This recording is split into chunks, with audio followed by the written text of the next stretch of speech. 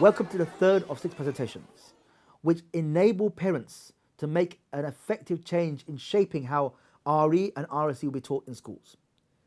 Now, we've already covered the changes to sex and relationship education in schools. We've talked about the guidance and how it maintains the position of parents as being involved and should be involved in shaping how these subjects are taught at school. In this presentation, we'll speak about how we should approach schools. I want us to think about an example of where we've managed to influence someone, whether it's by changing someone's mind or convincing somebody about the merits of a particular decision.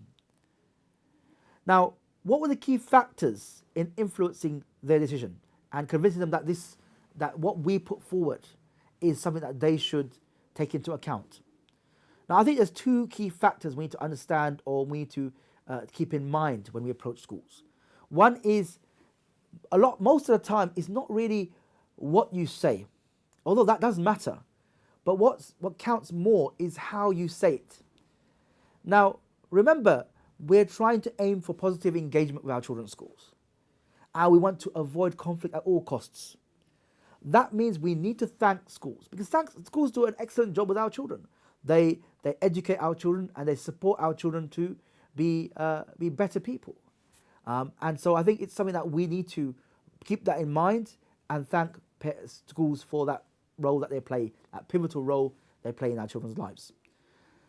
The second thing is, apart from thinking about how we say things and positively engaging with schools, the second point is really about our relationship with schools.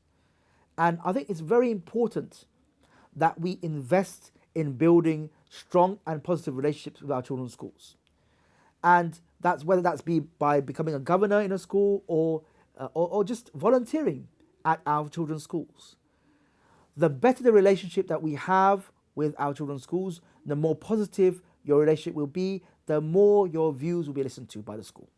Your initial approach needs to be to the head teacher, and that initial approach needs to be a positive one.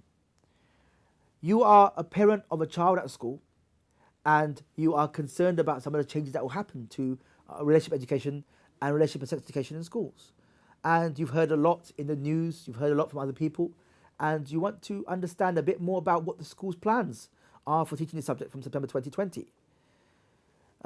So you should also talk about how the school, we believe that you understand the school is required to consult parents and get parents engaged at the earliest possible stages. And you also recognize that what's happening in other schools around the country should not happen in our school. We don't want conflict in schools. We want parents and schools to work closely together in the interest of our children. So what you should do is offer your services. Say, look, I want to be a part of the consultation process. I want to be a part. If you've got a curriculum committee as part of the governing board, a curriculum committee, I want to be a part of that. I want to be consulted as part of that process. At this stage, you don't really need to go into any further detail unless the head teacher asks. But really, just offer your services to the school to be a part of the process in shaping how these subjects will be taught from September 2020. Thank you. And the next presentation will really cover the types of questions you need to ask to the head teacher.